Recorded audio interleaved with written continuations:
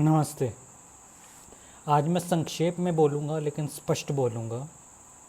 मैंने एक पुस्तक लिखी है, अघन्या का अस्तित्व, गौ माता की अभिनव गाथा, अस्मिता, अहमियत, अत्याचारों और अधिकारों की दृष्टि में। इसमें सबसे महत्वपूर्ण अंश जो मैंने भगवान की कृपा से, भगवान श्री कृष्ण जी की कृपा से तैयार किया है, उसको मैं बोलकर आपको सुनाऊँगा। और मेरी ये आपसे विनती है कि इस वीडियो को ज़्यादा से ज़्यादा शेयर कीजिएगा ताकि ये लोकसभा के सांसदों और राज्यसभा के सांसदों तक पहुँचे, ताकि कानूनी कार्रवाई जिसमें एक बेबसी दिखती है कि गौ हत्या के खिलाफ, वो स्पष्ट हो सके। तो इस बुक का पेज नंबर 207 से मैं बोल रहा हूँ। इसमें 3 प्रकार के कानून या आपके कानूनी प्रावधान हम कहेंगे, तो जो आपको बताऊंगा कि 3 तरह की लिस्ट्स होती हैं हमारे यहाँ। एक यूनियन लिस्ट जिसमें केंद्र सरकार या लोकसभा राज्यसभा के द्वारा ही कानून बन सकता है। एक स्टेट लिस्ट जिसमें राज्य सरकारों द्वारा ही कानून बनाए जा सकते हैं जिन टॉपिक्स पर, उन लिस्ट्स में वो टॉपिक्स होते हैं। और तीसरा कंकरेंट लिस्ट या समवर्ती सूची, जिसमें राज्य मतलब स्टेट और सेंटर दोनों कानून बना सकते हैं। तो जो कॉन्करेंट लिस्ट में गौ माता से संबंधित जो एंट्री है, entry number 17, prevention of cruelty to animals, पशुओं के प्रति क्रूरता का निवारण, उसमें केंद्र और राज्य दोनों बना सकते हैं। लेकिन किसी कारणवश ये प्रावधान इसमें नहीं है कि केंद्र सीधा इस पर कानून बना सके, क्योंकि अभी तक का जो रहा है वो यही रहा है कि राज्य सरकारों ने गौहत्या पाबंदी की है या नहीं की। अभी 20 के आसपास राज्य हैं जहां किसी अंश में गौहत्या पाबंदी है, और 8-9 के आसपास राज्य हैं या यूनियन टेरिटरीज़ हैं जहां गौहत्या पाबंदी नहीं है। और समस्या ये है कि जहां गौहत्या पाबंदी है वहां से गौ माता को ले जाकर जिन राज्यों या जिन यूटीज़ में गौहत्या पाबंदी मतलब नहीं होती, गौहत्या अलाउड होती है, वहाँ ले जाकर उन्हें मारा जाता है और कई हज़ार गायों की हत्या हर रोज़ होती है। तो अब दूसरा जो मैं बताऊंगा वो है पशुधन का संरक्षण। ये स्टेट की एंट्री नंबर 15 है। अगर हर स्टेट गौहत्या पाबंदी कानून बना देता तो यहाँ कुछ मुझे पुस्तक भी लिखने की कोई आवश्यकता नहीं थी, गौ संरक्षण हो रहा होता, बाकी गौ सेवक देख लेते।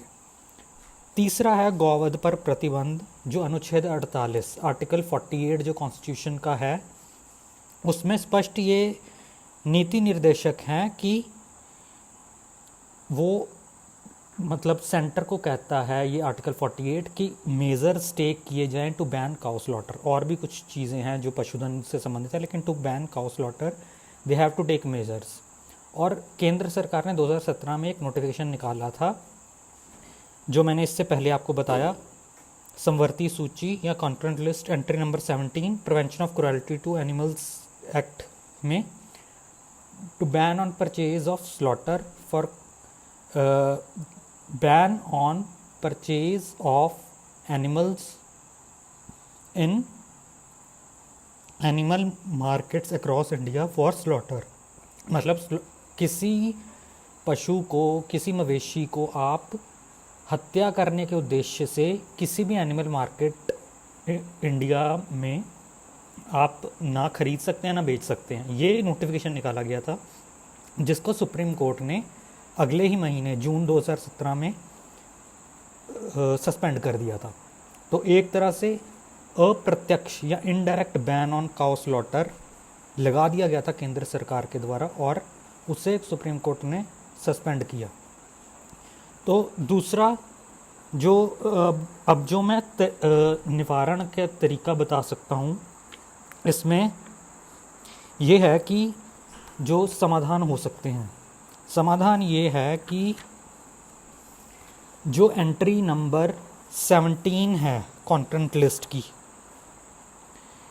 Prevention of cruelty to animals, उसको अगर उससे अगर पूरे देशव्यापी गौ हत्या पाबंदी नहीं हो सकती, तो एंट्री नंबर 15 जो है स्टेट लिस्ट की, उसको अगर हम शिफ्ट कर दें, स्थानांतरित कर दें कॉन्करेंट लिस्ट में, जो कि पहले हो चुका है, पहले भी कई कानून ऐसे बने हैं जो स्टेट लिस्ट में थे, जो राज्य सूची में थे, लेकिन उनको स्थानांतरित किया गया समवर्ती सूची में, कॉन्करेंट लिस्ट में, ताकि केंद्र से कानून बन सकें। ये पहले कानून बन चुके हैं, मैंने पुस्तक में डिटेल में लिखा है।